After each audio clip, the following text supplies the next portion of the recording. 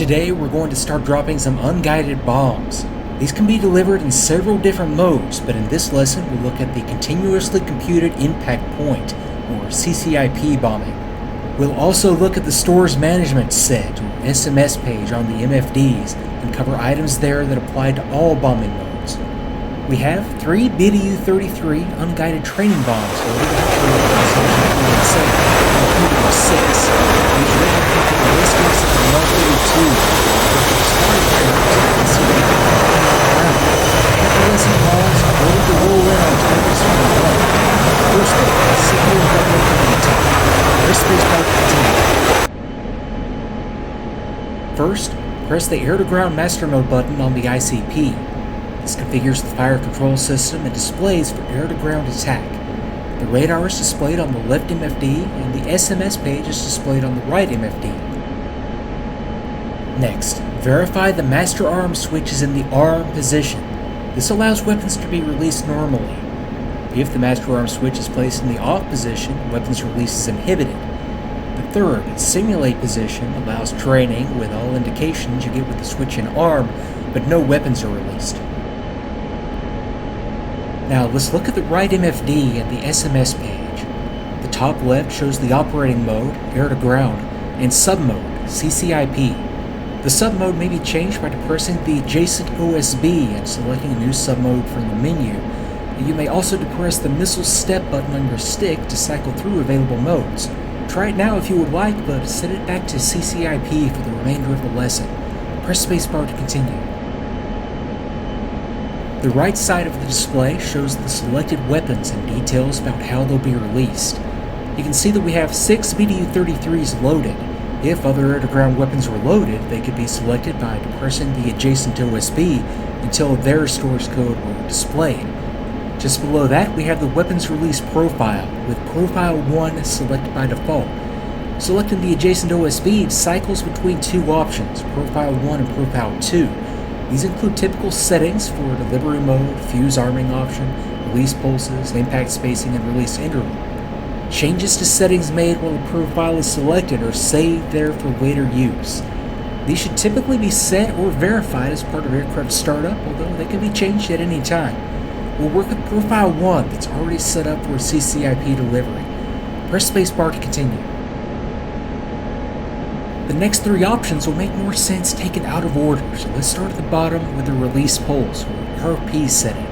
This sets the number of release pulses sent to the weapon stations when the weapons release button on the stick is depressed. For example, a setting of 1 sends 1 pulse at a time, while a setting of 4 sends 4 pulses at a time. More than 1 pulse is known as a ripple release. To change the setting, depress the OSB, type in the desired number of release pulses using the OSBs on the left and right of the display, then select Enter. You can correct numbers entered in error by selecting Recall, or return to the SMS page without making any changes by selecting Return. For now, leave this set to 1 so we release 1 bomb at a time. Press spacebar to continue. Next, we can set the desired release interval if more than 1 bomb is to be released. The timing between release pulses is computed by the aircraft to space multiple weapons in a stick along the ground at the specified distance, ranging from 10 to 999 feet. Again, this is changed by selecting the OSB, typing in the new impact spacing distance using the OSBs on the left and right of the display, then selecting Enter. This setting has no effect if only 1 bomb or 1 pair of bombs is released, so let's leave it at the default of 10 feet. Press spacebar to continue. Then above that, we have the option to release bombs either singly or in pairs. With single selected, bombs will be released from only 1 station. With pair selected, bombs will be released symmetrically from opposite stations, assuming identical bombs are loaded on both sides. The number of release pulses is also shown next to the single pair option, although that's informational. It was already set with the RP OSB below. For this lesson, let's leave it set to single and release 1 bomb from 1 side at a time. Press spacebar to continue. Then on the left side, we have the bomb fusing option. This setting makes sense when you consider that bombs are usually equipped with 2 fuses, one in the nose and one in the tail. Selecting the adjacent OSB cycles between three options: nose, tail, and nose-tail. This is typically set to nose-tail for redundancy unless a specific effect unique to one fuse or the other is desired when the weapon detonates. There are also some special cases where the fuse option changes how the weapon behaves after release. For example, setting nose for a Mark 82 air or Snake Eye high drag bomb releases it in a low drag configuration, while setting tail or nose tail releases it in a high drag configuration. Similarly, setting nose for a CU-87 or 97 causes bomblets to dispense very shortly after release, while selecting nose tail uses the dispense settings displayed on the MFD. This will all make more sense once we get into some different weapons configurations and see exactly what this does. Let's leave it set to nose tail for now. Press spacebar to continue. Well, that covers the SMS MFD options typical for all unguided bombs. So now let's look at some unique elements of the HUD that apply to Ccip bombing. Running from the bottom of the flight path marker is the bomb fall line. This will be used as an alignment aid to stay lined up with the target when we're making our bombing run. Then at the bottom of the line is the Ccip pipper. This is the computed bomb impact point. The Ccip bombing mode can be described as simply putting the pipper on the target and pressing the weapon's release button on the stick. But of course the hard part is developing the techniques required to consistently get into the correct position to make that happen. Press spacebar to continue. Now moving back up the bomb fall line, you'll see a small horizontal bar. This is the time delay cue. It's visible whenever the Ccip pipper is outside the HUD field of view. The distance this bar is from the bottom of the HUD is the same distance the Ccip pipper is below the HUD. So as you dive, the cue will drop down the bomb fall line until it reaches the bottom of the HUD, and that's when the Ccip pipper appears. A second post-designate Ccip technique may be used when the pipper is still outside the HUD, but that will be covered briefly in the next lesson. Press spacebar to continue. Not shown yet, but very important, is the pull-up anticipation cue. This is a staple-shaped symbol that provides a visual representation of the altitude required for the bomb fuse to arm, or the altitude to initiate a pull-up to avoid impacting the ground, whichever is most immediate. It moves up towards the flight path marker as the aircraft loses altitude.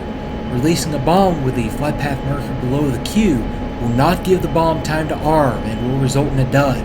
Watch for it as we make our attack, but it should not be encountered in this lesson as you're much too low. Press spacebar to continue. Now that we've covered the basics, it's time to roll in on the target. Look about 45 degrees to the left, just above the canopy roll. You'll see the target with red smoke. The goal is to place the Ccip pipper on that spot and blow the bomb by pressing the Chinese button on your stick. This is a deep setting, and techniques to get the proper point, but I'll describe one way of doing it that you may find useful. Press spacebar to continue.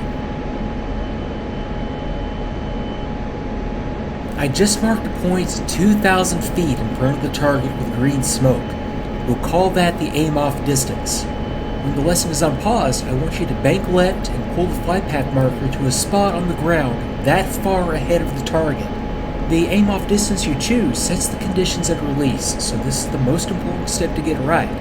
Close to the target results in a steeper dive, lower release altitude, and more time to track the target, while choosing a point farther away shallows out the dive, reduces release altitude, and provides a less rapid time.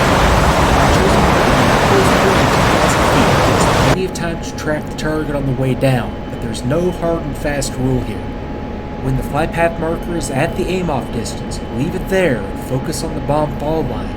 Align the bomb fall line with the target and make small bank corrections with the stick to keep it there. Then, the Ccip pipper tracks up the bomb fall line towards the target. You never want to fly the pipper to the target or hold it on the target using forward stick. Wait for the pipper to intersect the target naturally and release the bomb. After release, you'll fly a safe escape maneuver to avoid the bomb fragmentation. Now, there are many options, but you can't go wrong with a 5G pull-up to a 30-degree climb. Now press spacebar when you're ready to unpause and give it a shot. I'll talk you through it as we go. Okay, bank left and pull the flight path marker down to the aim-off distance.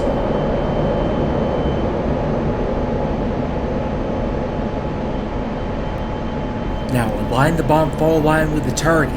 Use the smoothest control inputs you can manage. The Ccip pipper should be tracking up the bomb fall line to the target. Pickle when it's over the target.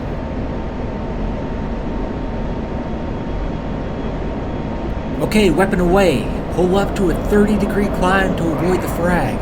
Worry about looking for threats, not following the bomb.